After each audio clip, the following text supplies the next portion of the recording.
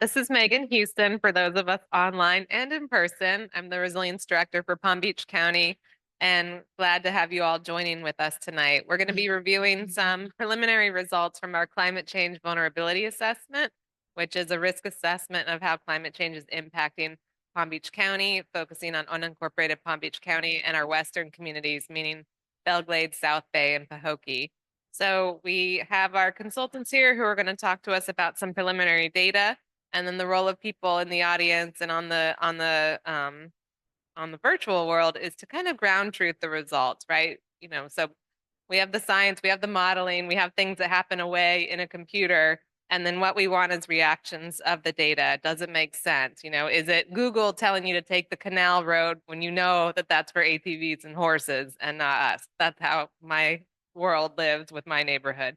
So we want your reaction. We're going to be asking some survey questions throughout. Thank you for coming out to our Pahokee Resiliency Planning Workshop. My name is Georgia Vince. I'm a project manager with Tetra Tech. And with me tonight, we have several members of our consultant team to assist with the workshop. We have Berzaga, who is helping with our online meeting. We have S.A. Nelson, who's helping with our outreach and communications. And we have Aaron DDPA, who will be presenting to you all shortly. As now that you all know me, I'd like to take a minute to introduce members of the audience here in the room. So I'll hand the mic over to Tammy. Certainly, thank you. Those who had an opportunity to join us last year in 2023, you kind of like get a gist of what this meeting is about. So this is an opportunity for you to not only hear from us, but from us to hear from you.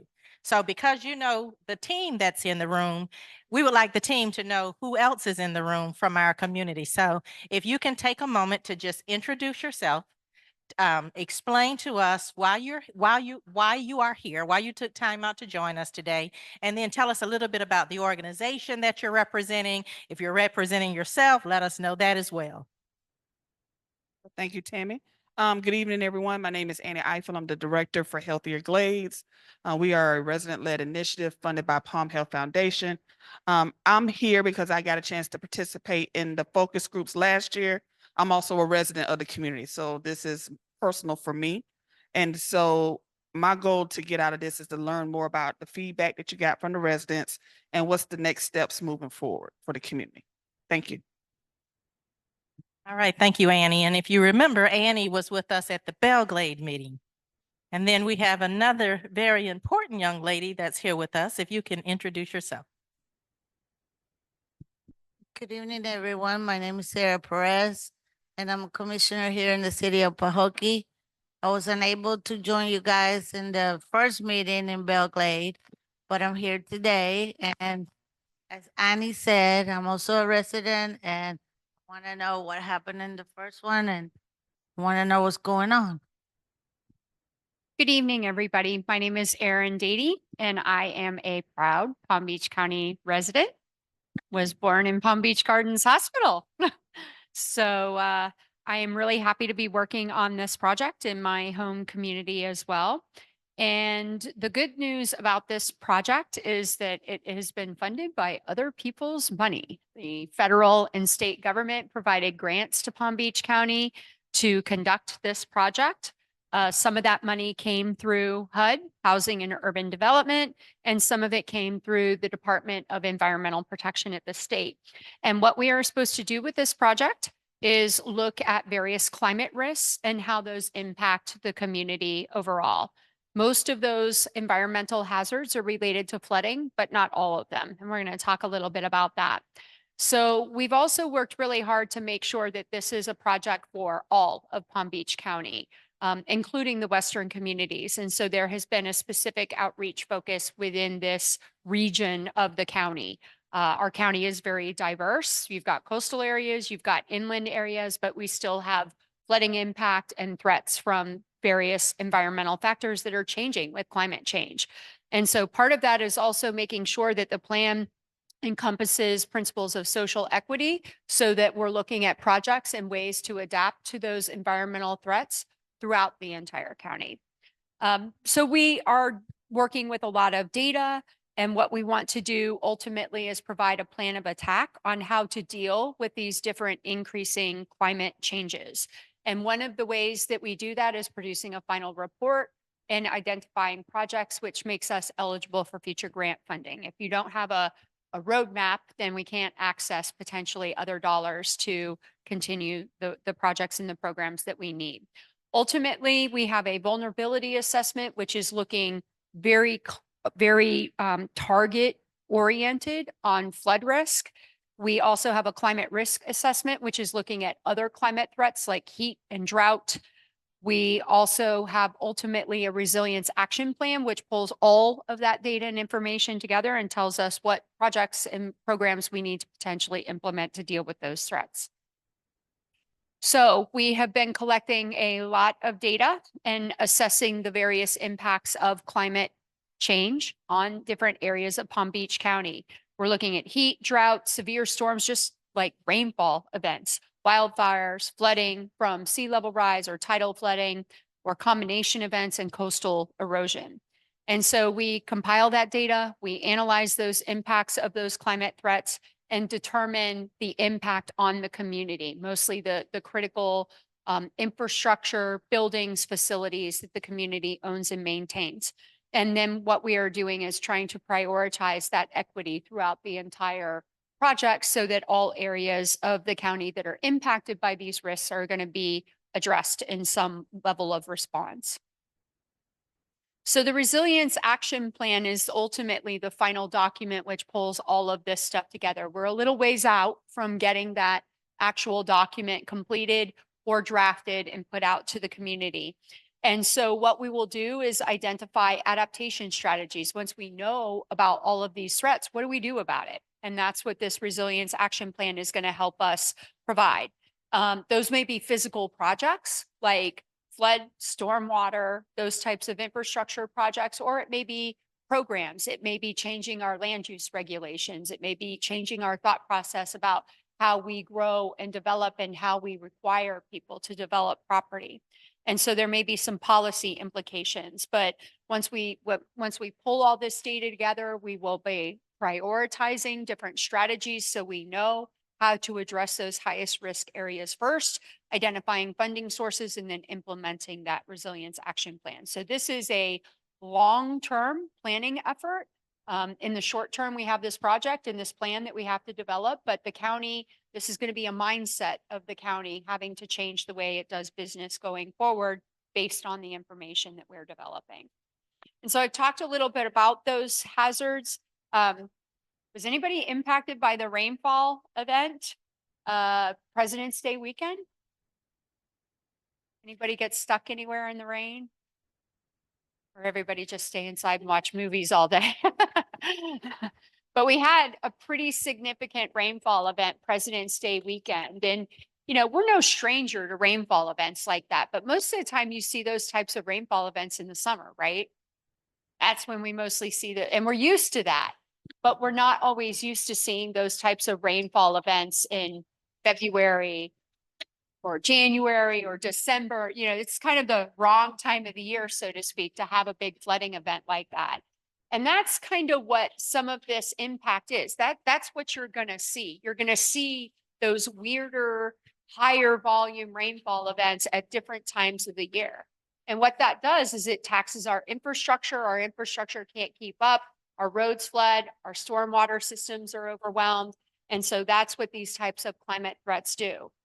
So we are also evaluating high wind events, severe storms, thunderstorms, wildfire, a lot of different climate risks that we're going to see. And for instance, from a health perspective, wildfire is something pretty significant that can impact people, older people, people with asthma, that type of thing. So you want to know where those types of climate risks are going to occur and what we are actually going to be able to do about them. Types of assets, the state wants us to look at 4 different types of assets, and that's transportation, critical infrastructure, which is all of your utility stuff, critical community and emergency facilities, healthcare facilities, schools, things that the community relies upon to function, and then natural, cultural, and historic resources. And so we have to evaluate all of these. One question that comes up in these projects sometimes is, well, what about my house? My house is my asset. So how is that being evaluated? Well, if the roads are flooded, you can't get to your house. So it's all interrelated in terms of how the infrastructure operates and what your quality of life ultimately is. So if we're looking at the assets for the most part, we know what those impacts on your quality of life are going to be. So I think with that, I'm going to turn it over. All right, thanks, Erin, for giving us that recap on what we've been doing. I'm going to talk about some of our preliminary results, but I wanted to review just some important terms. So as we talk about these results, that everybody's on the same page as to what we're really talking about. So adaptation is the process of adjustment to actual climate effects in order to be to exploit beneficial opportunities, or basically to be less impacted by the climate risk. So we have projects that we will be identifying for adaptation. Assets are the people, the resources, the services they provide. They include the tangible and intangible. So a lot of times we'll be talking about tangible assets like buildings and roads and community facilities, but people are also part of our community, and we want to make sure that they're also included in our evaluation. Mitigation is trying to reduce the impacts from climate change by reducing emissions or enhancing the sequestration of greenhouse gases. So mitigation has a lot to do with greenhouse gases and reducing emissions. Resiliency is the capacity of a community to bounce back from an event. So to make sure that we can respond quicker and recover from those disruptions. I'm going to mention resiliency hubs later. It's a centralized facility that provides resources and support to the community during or after an emergency, or when, the community just needs some help. And these resiliency hubs are becoming a more common term throughout the resiliency and the sustainability society to provide a place where the community can go to, to get away from extreme heat or to find additional resources, maybe medical care or just access to clean water after an emergency. So resiliency hubs are kind of a big picture ability for a community to have a place to go when they need to get some more support. Retrofitting means modifying a structure, either to, flood-proof it or wet-proof it, move the electrical equipment around, whatever you need to do to retrofit a facility or a structure to make it more resilient to flooding. Risk is the cost of losing something or the likelihood of that loss occurring. And then sensitivity is the degree to which a system or population might be affected by the climate hazard. So how sensitive is an asset? Sensitivity, some areas can be more sensitive than others based on elevation or based on timing, of when flood elevations are expected to increase. So this is some of the preliminary results we have for extreme heat. And I believe last time we were here, we heard a lot about extreme heat that was being experienced here. It was summertime, not like now where it's pretty cool during the day. So our extreme heat map, we have a full county map in the back of the room, and it shows the darker pink areas where we've had a higher temperatures than compared to in 2021 compared to the 30-year average. So we're seeing average temperatures increase in these areas.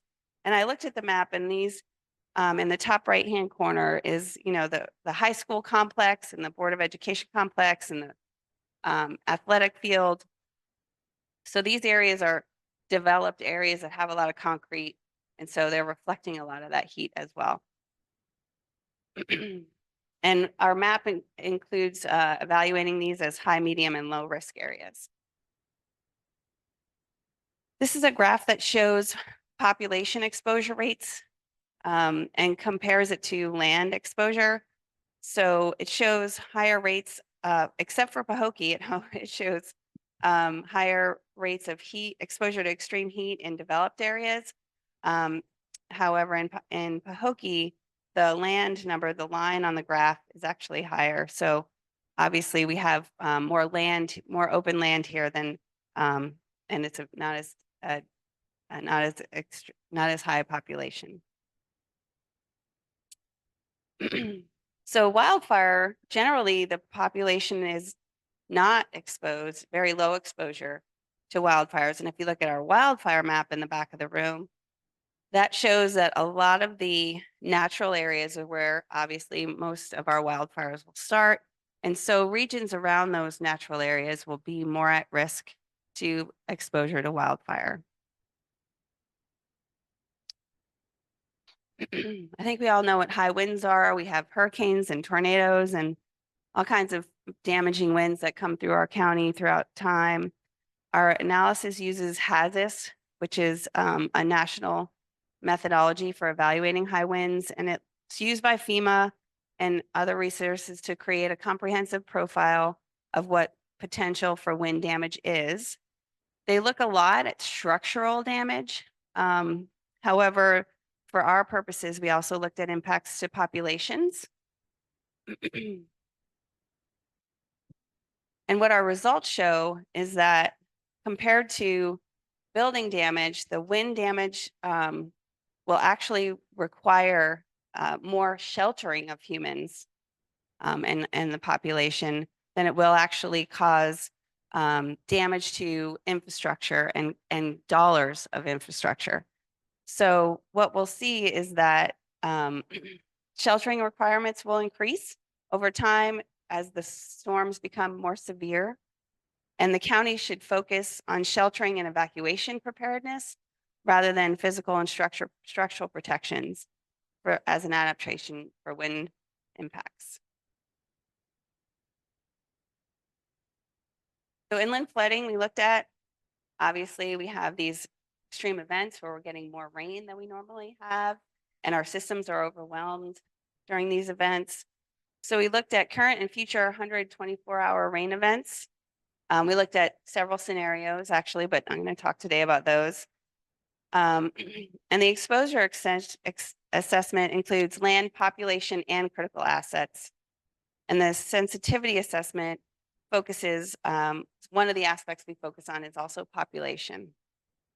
So just so everybody's on the same page, 100-year 24-hour flood event is the amount of rainfall that is expected that has about 1% chance of occurring in every year. So 1 in 100-year event. This was one of the maps we produced from our modeling efforts, and it shows Pahokee with some ponding and flooding. This analysis is just one piece of our flooding analysis, but it shows some pretty good detail on depths of inundation throughout the city. And you see a lot of flooding on some ag fields, but also some neighborhoods and some local areas that may be affected by rainfall. This is actually current, what rain of a 100-year 24-hour event would look like today. So that's highlighted in yellow on this slide.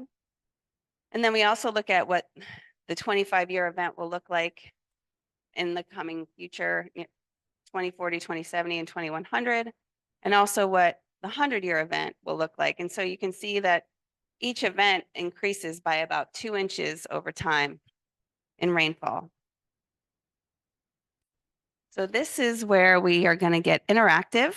And if everybody on the phone and in the room could take out your cell phone and go to a browser and open menti.com, or you can scan the QR code on the screen.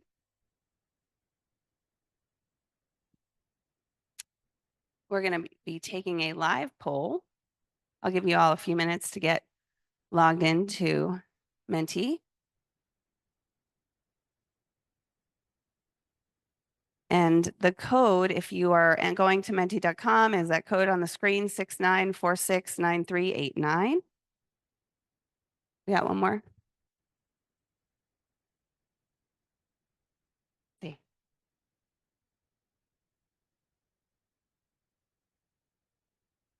All right, we have a newcomer to the room. We're going to give him a second to get caught up to speed on the menti.com.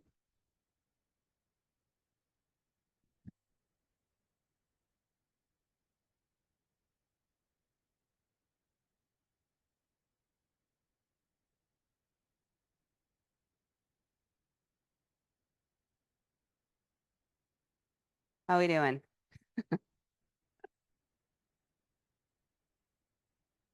This is the opportunity where you all be able to give us your feedback and answer specific questions related to your experiences here in Pahokee and in Palm Beach County.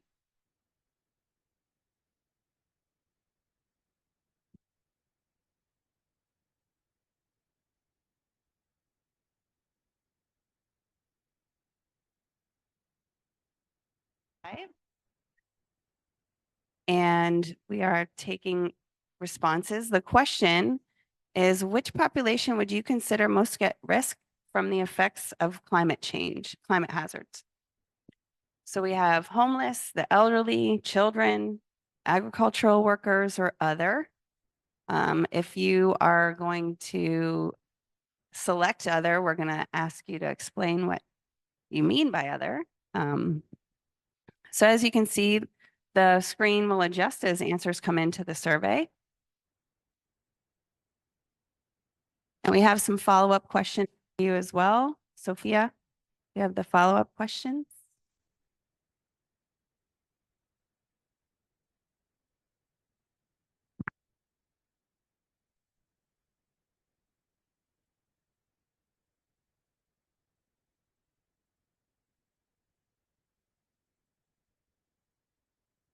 All right, so the other mic? Yeah, for the, all right. We are, homeless is beating out agricultural workers by a very small amount. So it seems, you know, everybody's kind of equally concerned about these populations. Yeah, see, well, thank you guys for participating. I see, yes, we do have quite a few agriculture workers and homeless are running neck and neck. And but rightfully so, we know why, right? Because specifically, so anyone, Annie, you want to kind of tell us which one you chose and then why you chose that particular population? Well, I definitely chose the homeless because you have no shelter. You're constantly exposed to the elements.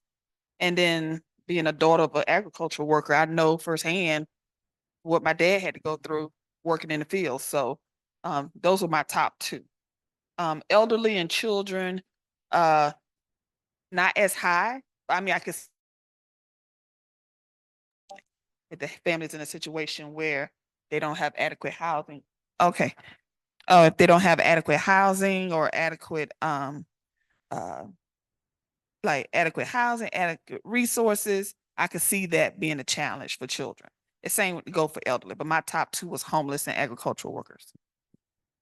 A quick question for the homeless component. Does the Glaze have sufficient spaces for homeless here? There's been some improvements in the last couple of years with the shelter down the street, Melissa McKinley's place. And then they also opened receiving center in Belglade as well. Because at one point, and I only know this because I used to work with families, if I had a client that was experiencing homelessness, I had to go all the way to the Lewis Center, all the way on 45th Street. So it's good that we don't have to go that route per se, but it only has been, we've only seen, how can I say this? We've only seen more resources for homeless in the past couple of years with the shelter and the other services that are being placed out here. Commissioner Perez, kind of like some of the same questions. Which ones were your highest? And then you can tell us why you chose them if you don't mind. Sarah Perez, Commissioner for the City of Pahokee. Obviously, homelessness, like Annie said, you know, they're on the streets. They don't have shelter. So any changes to the climate, to the environment, any changes at all, of course, is gonna, affect them, greatly. Also agricultural, that's our food, so very essential. The elderly, the children, they're as important as well. And as far as homelessness, uh, yeah, we're doing a little better, but my view is that we need to concentrate more in long term than just the short term. We have to do more because I mean, how many days can you shelter a family, a person, and then what? You know, you have to make room for the others, or the others don't get shelter. So we need to work on something to get them situated in a place that they could afford. I don't know what the answer is, but I would like to see something, in that effect and just temporary. Yeah. Because of the rent increase, there's more people that can't afford it. So we're gonna have to do something soon. Thank you, Commissioner. And my dear gentleman, you're going to tell us which ones you introduce yourself on the mic once you get it, okay? Everett McPherson. I chose homelessness and agriculture because, as everyone else has said, they're more exposed to the elements constantly. Then I would say the elderly, then the children because of their the elderly because of their immune system. Even when it gets elderly older, your immune system is not quite as strong. But the children, I think, will probably be exposed a little bit more. But as far as the elderly, they don't go out in the elements as much as the younger people. And as far as the homelessness, I agree. I mean, we do have a shelter, and as Annie had alluded to, that population is increasing because of the fact of the rent going up and people just can't afford to live in these days. And some of you guys did choose a 22% other. Is there anyone in the room that chose that? You didn't? Did you mark other? Sarah, did you mark other? What was your other? We just wanted to know what would be your other.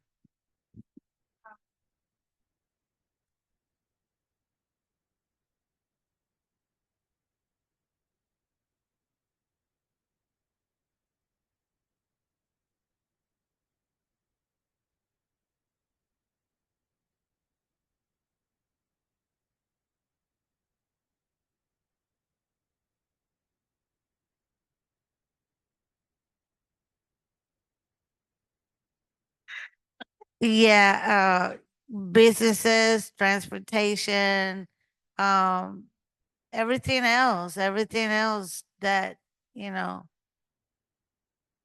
that I guess that um has to do with the climate.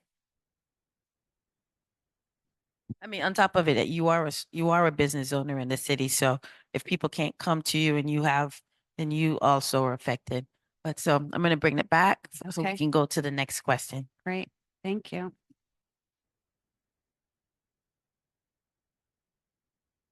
All right, before we get to the next question, I'm going to talk a little bit about sensitivity analysis and what that means. And if you remember, it's basically how sensitive an asset is to the climate risk. And what we did for the study, countywide, we looked at hotspots or areas where there was an aggregation of critical assets, the assets that Aaron talked about earlier, the transportation, the critical infrastructure, cultural and natural resources, the utilities. We looked for aggregations of those assets, and then we looked at those areas that are subject to. Also, we looked at how often those assets get flooded. So sometimes an asset would be identified as being hit for, 10 out of 30 events. Others would be 25 out of 30 events. So we looked at all of these factors in hopes of prioritizing where adaptation response should occur throughout the county. So for the county, we actually identified 25. It's a big county. We actually identified 25 hotspots. We do have a few in Pahokee. That's where we are today. And this is the hotspot map for Pahokee showing 16 and 17. This map shows public schools, private schools, shelters, mobile home parks, a fire station, and historic structures that could be affected by the flooding in this region. Similarly, we have hotspots for Belglade. We have 4. And then again, similar types of assets types in this region in Belglade, and then South Bay. Again, shelters, sheriff's office, EMS, local law enforcement, things like that. So the assets within the Pahokee hotspot area is Palm Beach County Fire Rescue Station 72, several mobile home parks. I think there were 3 or 4. The Pahokee Sailing RV Resort, the Gap Christian Academy, the Pahokee Community Center, the First United Methodist Church, and the Pahokee Women's Club. And just to recap, when we were here last year, the community members identified other assets that they feel are important to the community here. We talked about some streets that are regularly flooded. We talked about community centers, the juvenile center, the old high school, some parks that are used during events for different activities, all of the churches, Paget Island, and the Pahokee campground. So these are the assets that weren't identified necessarily by the hotspot, but were identified by you, the community, which we need to make sure we get included into our study. So what are we going to do with these assets now that we've identified assets that are going to be affected by flooding in the hotspots? I mentioned retrofitting. We could do some hardening of the infrastructure or potentially relocation of the infrastructure. We'll look at green and nature-based solutions. One of the components of the plan will be looking at education and making sure everybody is aware of not only the threats, but also the resources available to combat those threats. We're working with the emergency management department at the county to help with their emergency management planning efforts. And as Aaron mentioned, we'll be looking at land use codes and guidelines for future development to make sure that everything that's planned for the future will be. So I have another question for you. We talked a lot about heat. So we have a question here about heat adaptation strategies and which ones would benefit the community the most. The first one is increased tree canopy for shade, community cooling centers or resiliency hubs, potentially some home air conditioning units, access to medical attention for heat exhaustion, and other. So if you would mind going to your device and providing a response to these questions, that would be appreciated.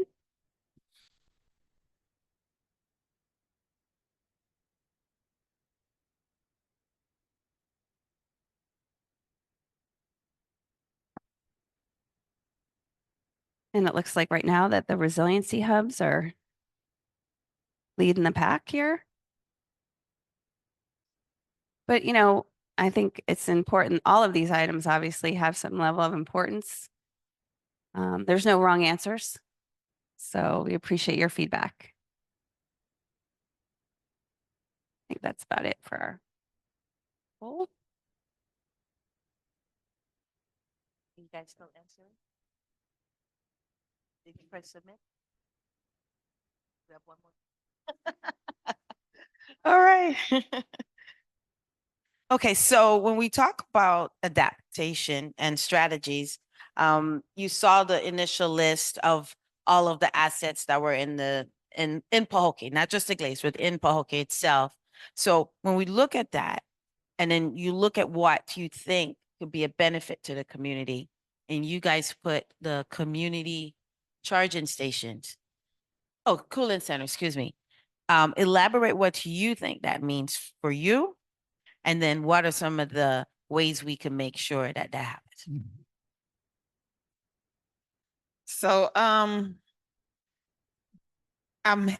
was at the last, the first presentation, so I know that this came up because we have a lot of areas, and I'm thinking about Pahokee in particular, that there's not a lot of trees. So, it takes a long time for trees to grow. But in the meantime, you could put cooling stations in place so that people can get cool off. And at the time that this was done, we didn't have the splash pad ready, up and running. Cause that was one of the other things to say, well, we had like the splash pad or stuff like that to keep the particular kids cool during the summer. So definitely the cooling stations. I was thinking more of the tree canopies because I know that there's a grant for the tree canopies. So that's gonna also help with particularly like Duck and Paget Park where there's no trees, MLK Park that doesn't have a lot of trees, but people are out there all the time. So people want to be outside. They don't want to be cooped up in the house all day. So if we can create opportunities for them to be outside, be in the elements, but still stay cool. And then also trees are good oxygen filter, clean air filters, natural clean air filters, I should say. Thank you, Annie. Commissioner? Well, I really wasn't at the first one, so my first choice was the trees. Yes. I mean that overall, and not only like she says, it's good for the environment. It also improves the look of the environment, and it gives a lot of shade. That was like my number one.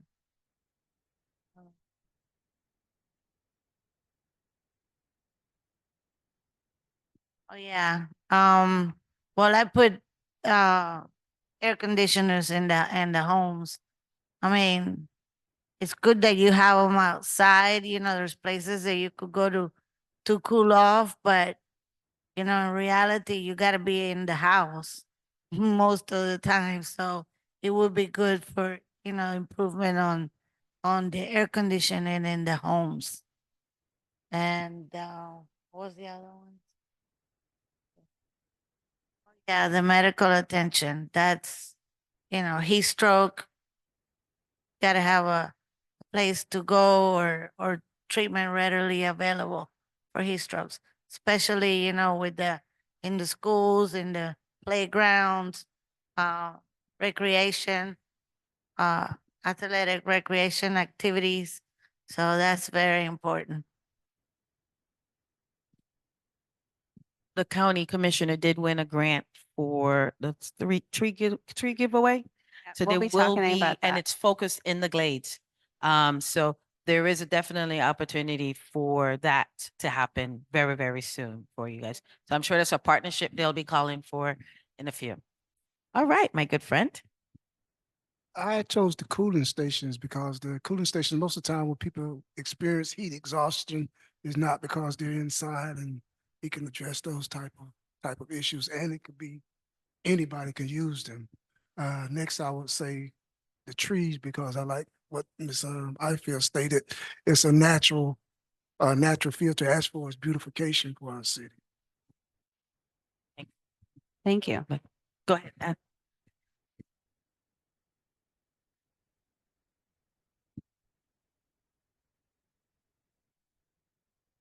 Sorry about that. I know with the air conditioning units, I know that there's been a lot of effort to try to help residents get new air conditioners. The challenge that I'm hearing from residents is they don't always qualify or because of insurance, because we have the issues with insurance in the state of Florida, because we got a lot of homes that don't have homeowners insurance. And part of the requirement to be qualified to get a free get a new air conditioning unit, you have to have homeowners insurance. So we probably got a lot of residents in this community that could use their air conditioning, but will not get it because they don't have the homeowner's insurance. So I just want to make sure y'all will aware of that. My mother is 80 and her air conditioner went out last year, and it was a really big hurdle to help her find contractors, help her do that project. Like, we had to do it. So a lot of times elderly people just don't have the resources and the capacity to manage what we think is a pretty simple project, and they can't do it. It's overwhelming. And quite frankly, she sat for a long time without an air conditioner through the summer because it was just too hard, and she didn't want to convey that to us because she was embarrassed by it. So resources for people to potentially do that type of project would be really, really helpful.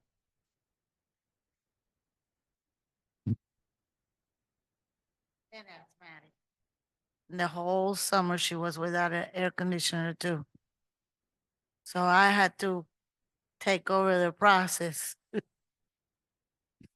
Is there anyone online that answered this question? We'd love to hear what they have to say.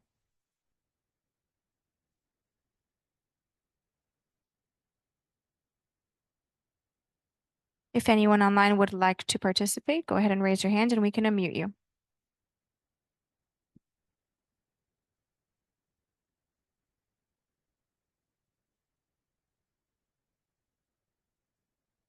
Nobody online?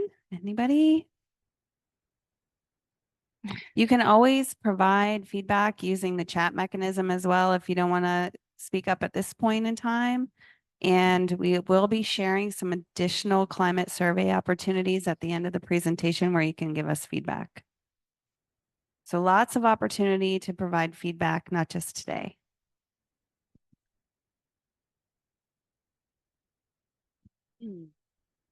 So we saw a lot of responses that like these cooling stations or resiliency hubs.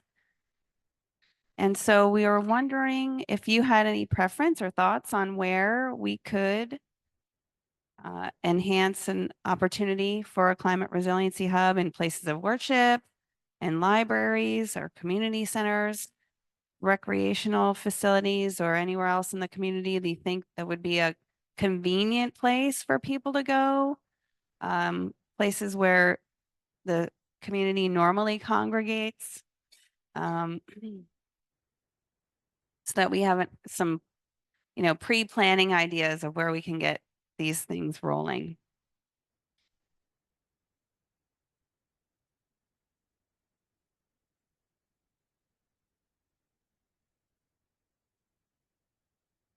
All right, we still got waiting on a few responses here. We only have 2 so far.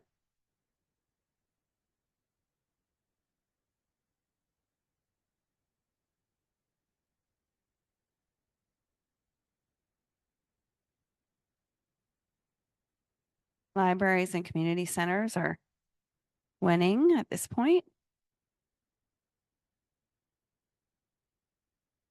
All right, I think Sophia, we got about all of our responses. Unless you still putting yours in. Put on your mic, please. You can hear me now. There we go. Oh, let me ask the question. So what areas would you suggest? What areas? So we know right now. Libraries and community centers are winning. I chose other. I was thinking about somewhere near the stack here because a lot of our residents come up here to exercise, and there's nowhere really where they can cool off. Wow, you know what? That was pretty good because I didn't think of that. Wow. You hear that, Commissioner? Well, I did I thought about recreational facilities. I was thinking, places like where you go and exercise. I was thinking maybe the rec center. Mhm. That's where my mind went with the recreational.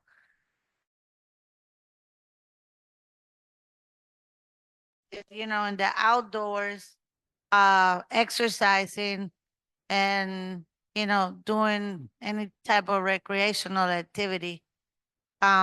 Community centers, I guess it's practically about the same.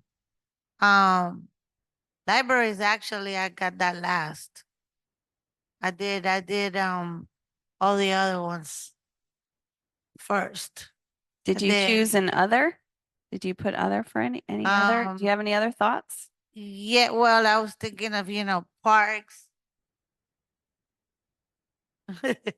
Yeah. Yeah, under the domino trees. So, I mean, I wasn't thinking specifically where, but I mean, A type of location? yeah, Category? I wasn't thinking specifically, or else I would have told you a bunch of areas.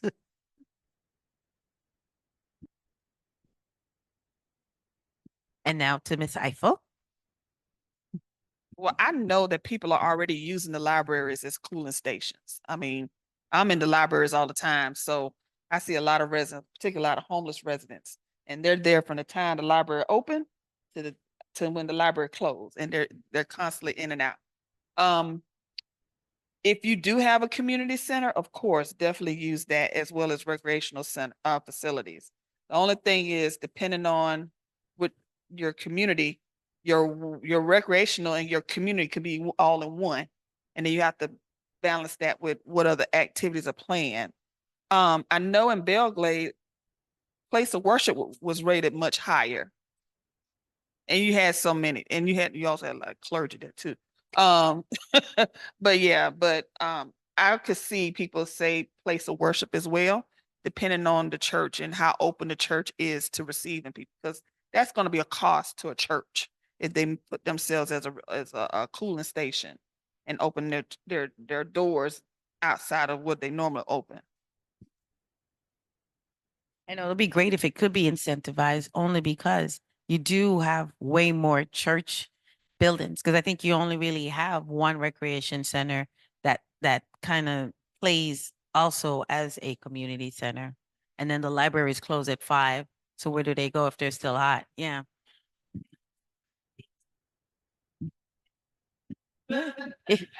Or whoever else they worship.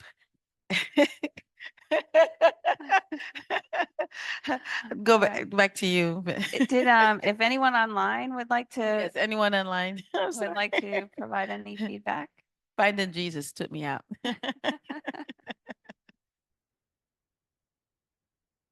If you're online, if you'd like to raise your hand to provide any feedback or put your text in a chat, any of those options work? Nothing. All right, we'll move on then. So I have one.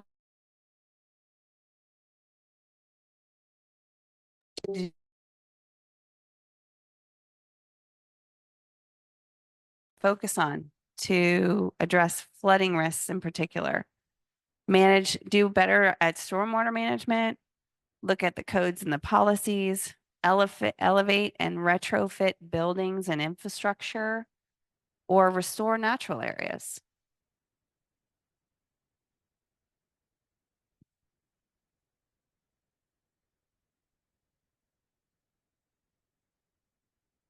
Give everybody a couple minutes to get their responses in here.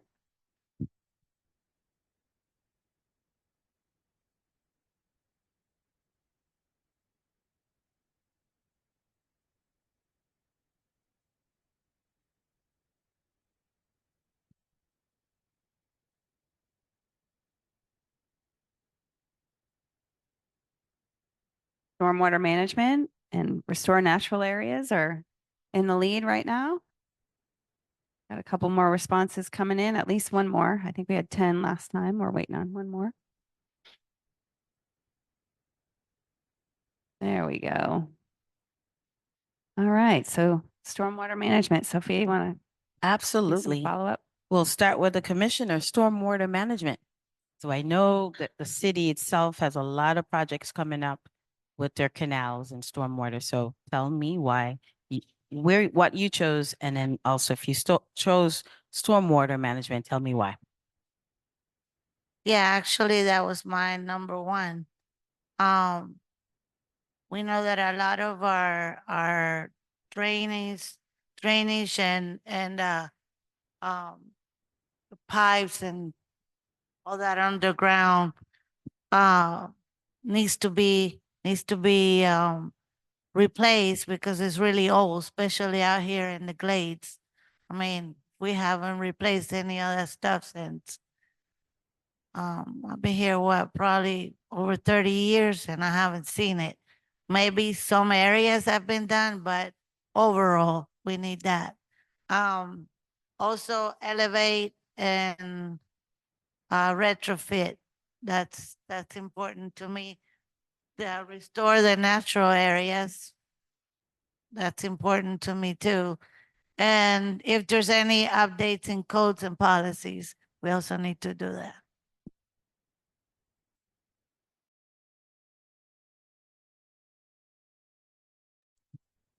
Well, I did stormwater management as well as elevate and retrofit because as you can see, we're right by Lake Okeechobee. And then you have all this water that goes through the canals. Then you also got the agricultural fields where the water goes in there, and you have to clean those out. Because if you don't clean them out, that's where your flooding is going to come in. So definitely that and elevate and retrofit, because as you can see, we're here. You see the dike right there. So if we get a massive rainfall, you know, if it, and I remember Wilma when the water was splashing over the dike. We didn't have a lot of rain, we had a lot of wind. And so if we could see the water splashing over the dike, imagine if we'd had a lot of rain.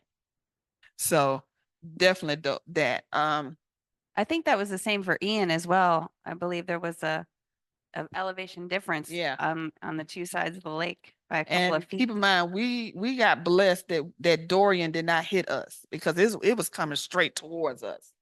And so think about how that storm stayed on top of the Bahamas all those days and just churn. Yeah. So that easily could have been us. And we have soft soil. So yeah, those are my top two. I think once you could do those two, you could the natural areas you can get to that. And codes and policies is only as good as how you enforce them. So if you don't, I mean, what's the purpose of code? And I mean, you need them. I'm not saying that, but you also got to be able to enforce what you put on code. What do you think is a good code that could happen right now? Is it a dumping code? And what's a good code policy that could help for your stormwater areas, Commissioner?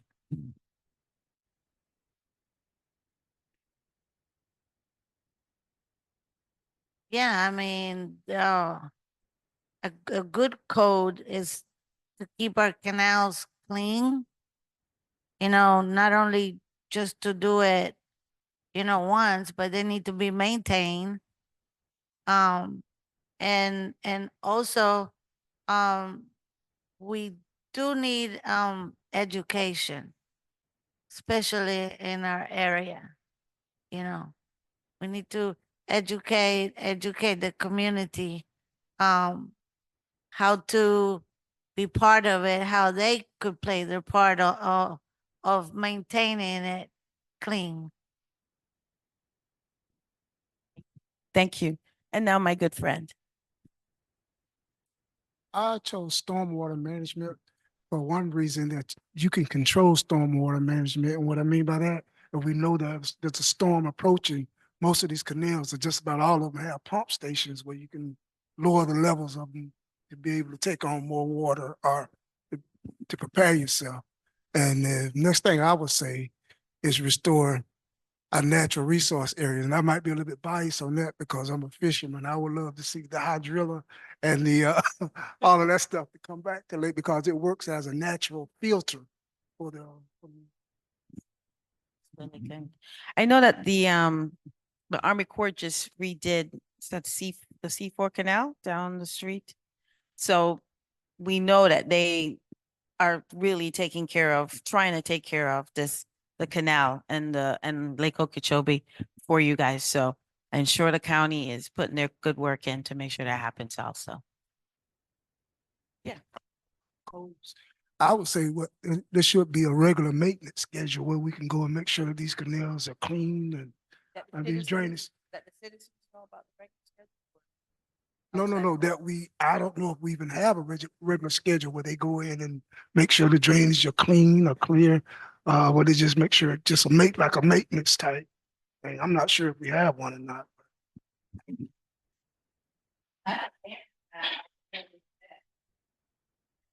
About to say.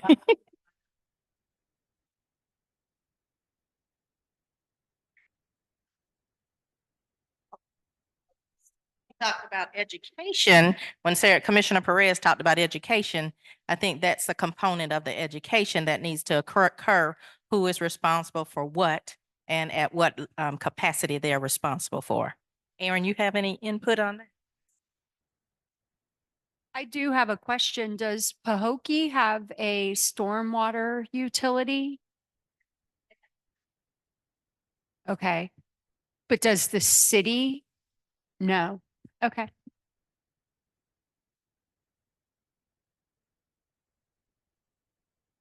think that was it. Is anybody online have any Yes. thoughts or comments? No, they're quiet. They're quiet. Back to Okay. you. Ms. Okay. Georgia. Okay, well, the quizzing and interaction part is over. I'm going to give you a kind of summary of where we are and where we will be going. Our next steps include finalizing all of the data analysis, getting out all the information we can with the different climate threats, identifying the assets and the hotspots where we'll be looking to focus our strategies for adaptation. We plan to have a draft of the risk assessment to the county in April. And hope to have it finalized by June, and then we'll come back out to the public with some additional workshops to really present with you where we landed with the study. But that's just for the climate risk assessment. As Aaron mentioned in the beginning, we're also going to be doing a resiliency action plan. And that action plan will start based on the results of the vulnerability assessment. And we'll again hold some more public workshops so that you all know where we're going with that study. And we hope to have that action plan completed by December of 2025. Now, that's not to say that the county isn't already doing things and doing resiliency planning and doing projects, putting them in place. So things are going on all over the place. A very active resiliency office here in Palm Beach County. After we finish the action plan, we'll be actually looking at tracking and implementing all of the projects that are identified to make the community more resilient. So as I mentioned, we'll complete the exposure and sensitivity analysis, finalize the critical asset list. We'll develop the climate risk assessment report. We'll be developing some online tools so people can go to the website and pull out the specific information they're interested in. It'll be easy to use outreach tool that we'll be preparing as well. So you all heard at our last meeting and maybe some of the other meetings that Palm Beach County was granted an award for $1 million to expand the tree canopy in the Glades region. The tree planting is going to be focused on 6 parks, and there'll be numerous tree giveaways planned throughout the county for the citizens of the Glades region to bring plants home and create their own shade on their own property. So that's really exciting. Pretty big dollar amount too for the county.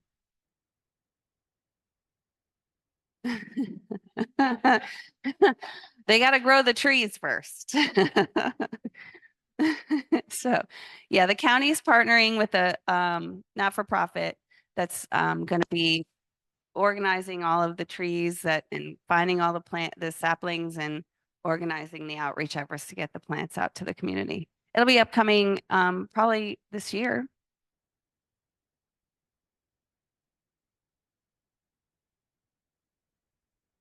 Yeah, it's funded by the EPA and it's a 3-year grant. So we are in contract negotiations right now and evaluating that. So administrative behind the scenes stuff, and then we hope to launch later this year. It will be Florida friendly, native varieties, but also might include fruit trees like soursop and mango and things like that that are appropriate for the community that community would like to eat and have. So things that do well in our climate. Community greening is pretty great about identifying what works for each community.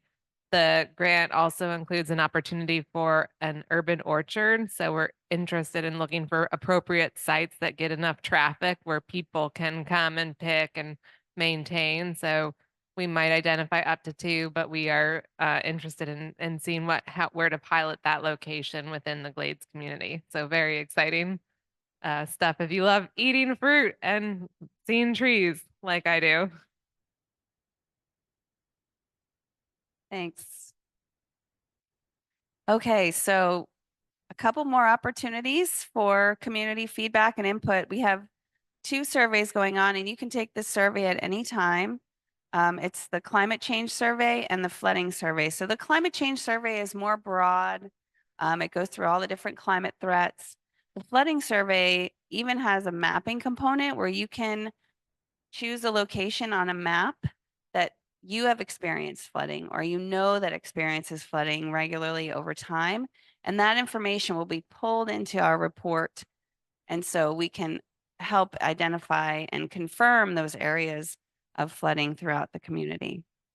The QR codes are on the screen. There's also some in the back of the room on posters.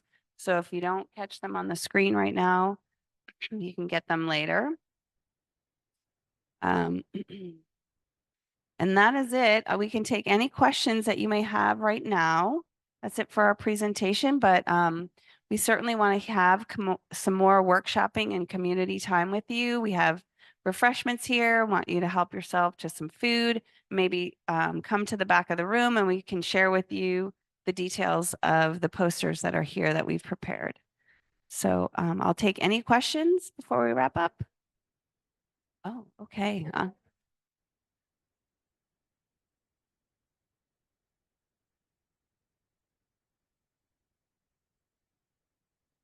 The 6 parks were Palm Beach County parks that had a re-greening strategy selected. So that's one of the reasons that we were competitive for this highly competitive national grant opportunity is because we had those sites selected and so they will be, I don't know the specifics, but it's throughout the Glades community, the 6 parks, and then resident giveaways will be spread throughout. I think a couple thousand trees for resident giveaways. And then I'm going to say like a few hundred, somewhere in the hundreds of trees at these 6 sites. So the resident giveaway will be more in quantity than the plantings throughout the parks. And those will be different. They will be more appropriate for shade trees designed to make parks more walkable, more enjoyable so that we have that outdoor protection.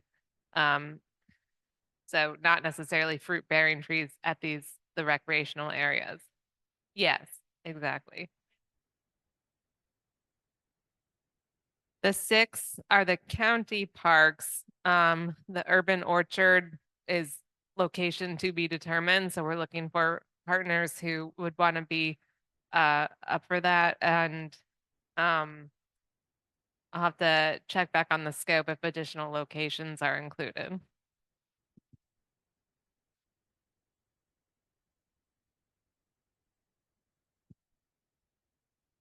Yeah, Mark's the expert there with community greening, the executive director there. And so when I've talked with him about it, they want to have enough traffic where it's actually, foot traffic, people walking by where it's an area people are going to go and they don't want to put something that nobody ever sees because then nobody's maintaining it and people are mad because they're like, there's a bunch of mangoes rotting on the ground and then, critters come in because they're like, great mango. So we need we need people to it's those kinds of those kinds of things that needs to have that community buy-in where the community is saying, yeah, this is the right spot because it's next to the library where everyone's going from 9 to 5 or whatever whatever it might be. So that's part of the process is identifying those sites and maybe even I was in addition to the urban orchard, other kind of sites for giveaway events and things like that, and aligning that where it makes sense, where residents will come and see that they have this opportunity for the giveaways. It'll be fun. It'll be fun. And I just wanted to mention that the county does have a resiliency website, so you can go to the county and keep track of all of these things.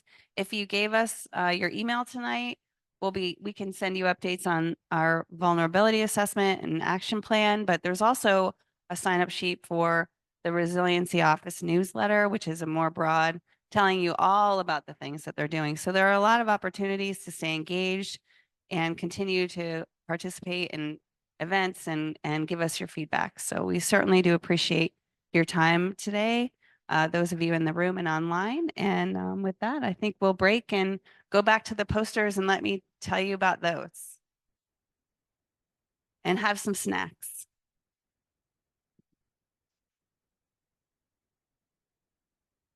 Thank you to those of you who joined us online. We are going to go ahead and end our workshop tonight. Thank you.